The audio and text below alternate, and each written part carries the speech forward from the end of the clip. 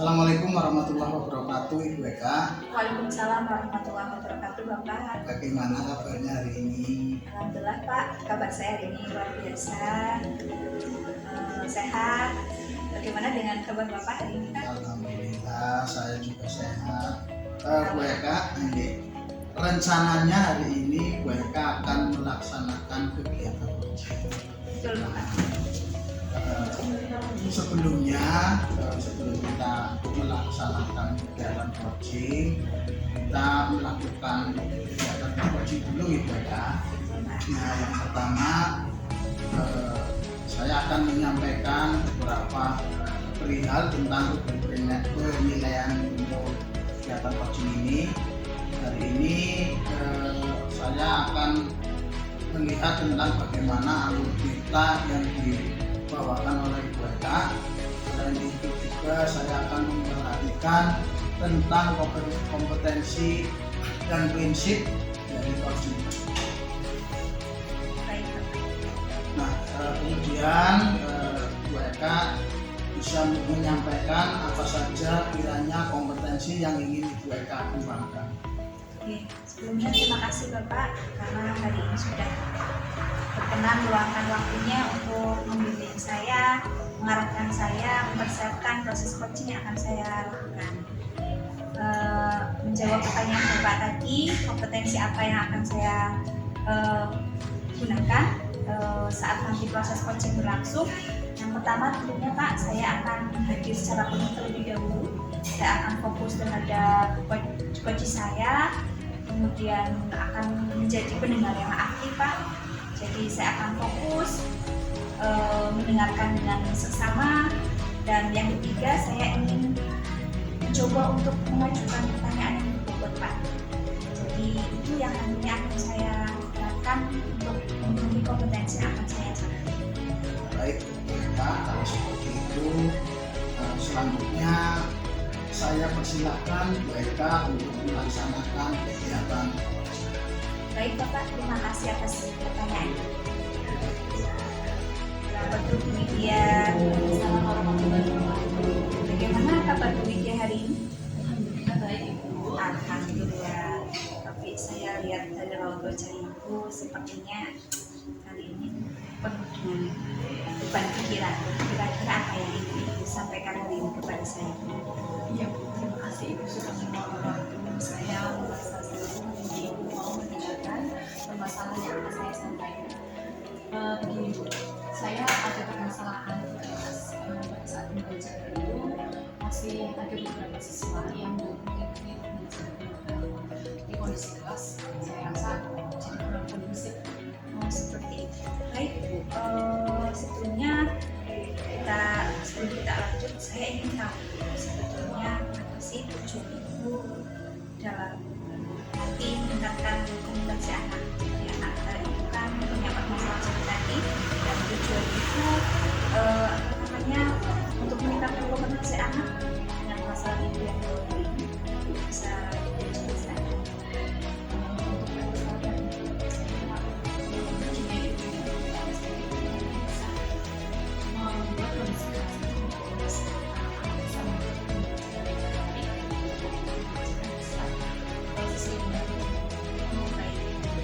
Selanjutnya saya ingin tahu apa sih yang sudah dilakukan untuk bisa mencapai tujuan yang Ibu sampaikan tadi. Saya di pembelajaran kelas itu anak-anak itu masih ada yang ngobrol itu ternyata mungkin karena saya belum memberikan SPK, mungkin Bu, saya belum bervariasi dalam memberikan materinya, kemudian juga materinya anak-anak memang belum tahu, jadi mungkin saya akan memperbaikinya, contohnya ini medianya, aplikasinya. Banyak sekali nih tantangan yang Ibu hadapi untuk bisa mengembangkan kompetensi yang Ibu sampaikan tadi. Kalau bisa Ibu sampaikan, tolong diperjelas lagi sebetulnya tantangan utama yang menjadikan Ibu merasa kewalahan untuk bisa mewujudkan kondisi kelas yang kondusif. Itu kira-kira apa? Tantangannya saya mendapatkan di kelas itu jam terakhir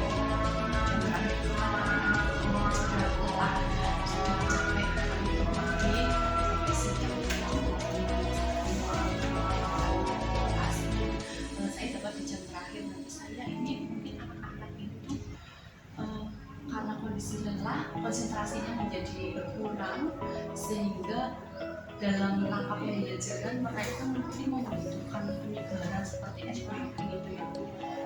Dan anak-anak tersebut juga mungkin karena setelah olahraga juga terlalu lelah dan capek, mungkin perlu diajak diskusi kelompok supaya mereka tidak seperti itu.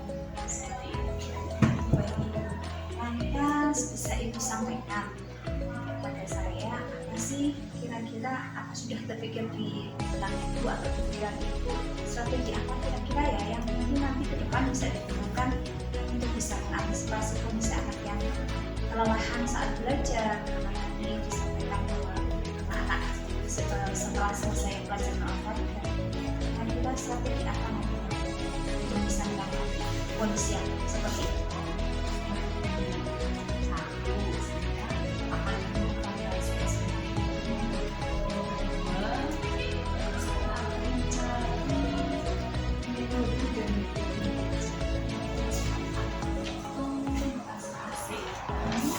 Sehingga dalam mengikuti pelajaran saya itu akan bisa memberikan kondisi intinya seperti itu. Jadi Ibu sudah sebetulnya sudah melakukan banyak usaha, ya, sudah melakukan banyak strategi.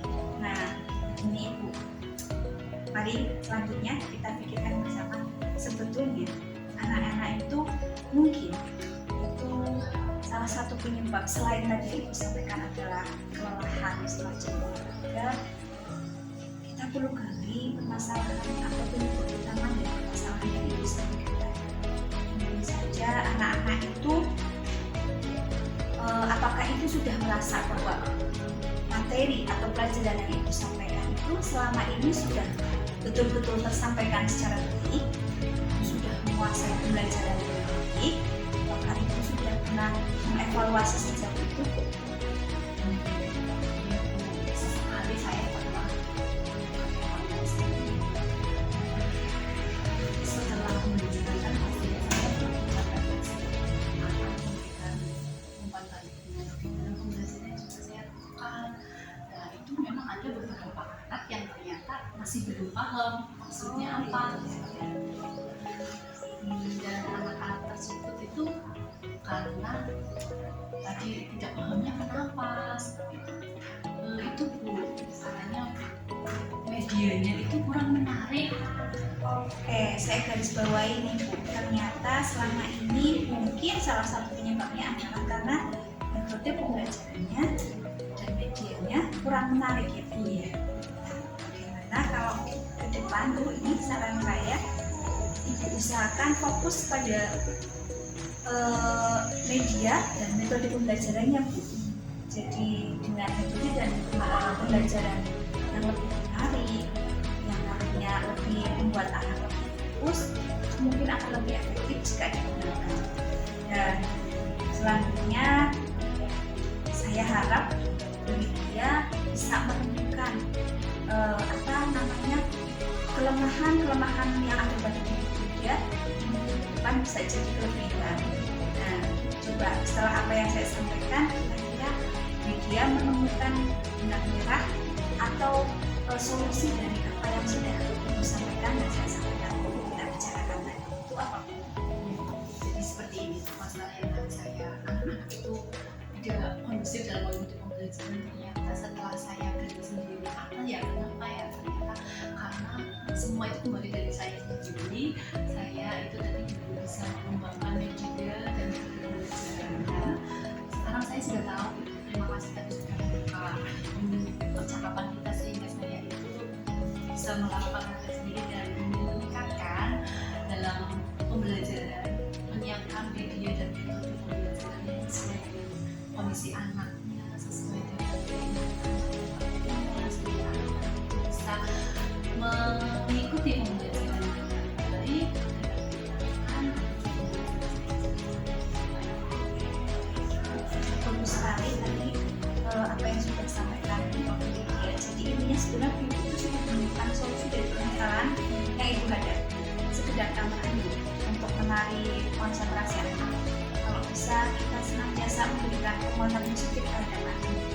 Jadi kadang anak tuh mencari perhatian kepada gurunya, terutama karena dia di kelas gitu. Sebetulnya apa yang dilakukan itu kadang berlawanan, tapi tujuan utamanya bukan untuk hal-hal yang negatif, tapi tujuan utamanya bisa jadi karena mereka butuh perhatian dari gurunya. Nah, saran saya nanti ke depan selain tadi bisa memberikan penguatan positif bagi siswa yang tidak fokus, nah yang kedua bisa memberikan sedikit reward dalam artian bukan benda, tapi semacam penghargaan.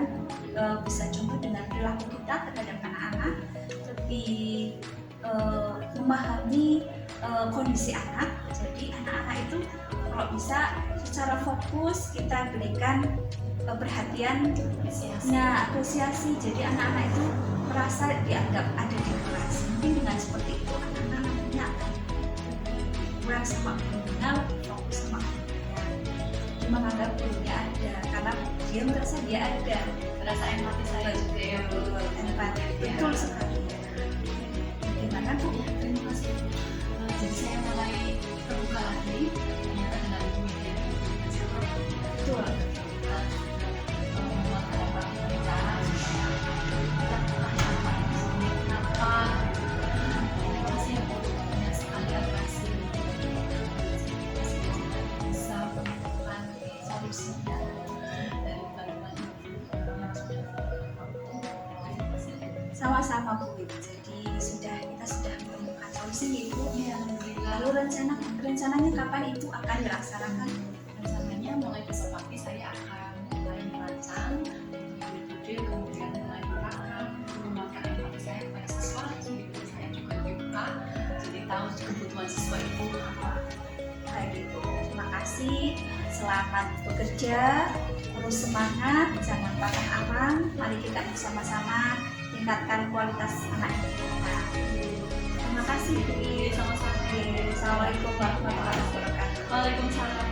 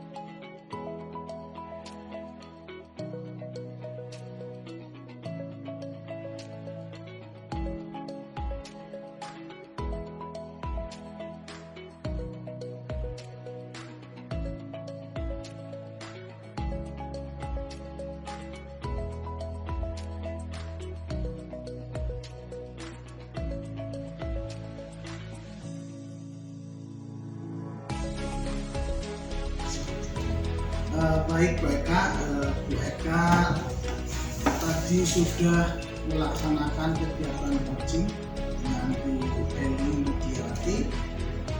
Kira-kira bagaimana proses coaching yang dilaksanakan oleh Bu Eka sendiri? Kemudian saya akan mempertanyakan beberapa pertanyaan, pertama bagaimana yang dilakukan untuk mengembangkan indikator ketercapaian yang diinginkan. Baik Bapak, terima kasih untuk pertanyaannya.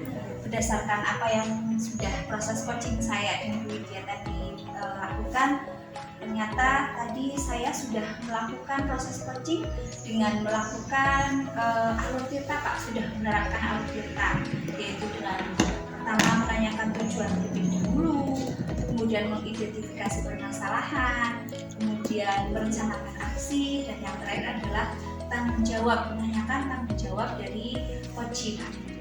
Terima kasih Bu Eka. Jadi berdasarkan hasil observasi yang tadi saya lakukan terkait kegiatan coaching yang Bu Eka lakukan tadi, saya sudah memberikan beberapa catatan di mana proses coaching yang Ibu lakukan itu sudah sesuai dengan alur tirta. Kemudian Ibu juga sudah memasukkan kompetensi yang diperlukan dari proses coaching, baik pertanyaan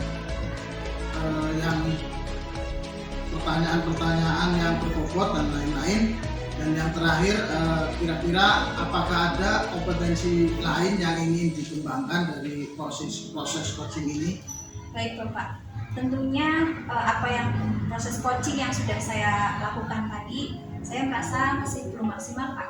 Jadi ke depan saya ingin lebih menggali, memahami proses coaching yang baik itu seperti apa Pak. Kemudian saya akan setelah tahu bagaimana proses coaching itu seharusnya berjalan dengan baik, dan kemudian saya ingin menerapkan itu, sehingga nanti ke depan proses coaching yang berlangsung hasilnya akan lebih maksimal. Baik, saya ucapkan terima kasih kepada Bu Eka. Saya ucapkan mudah-mudahan sudah selalu tetap semangat dan tetap mengikuti kegiatan dengan baik. Baik Bapak, terima kasih Pak.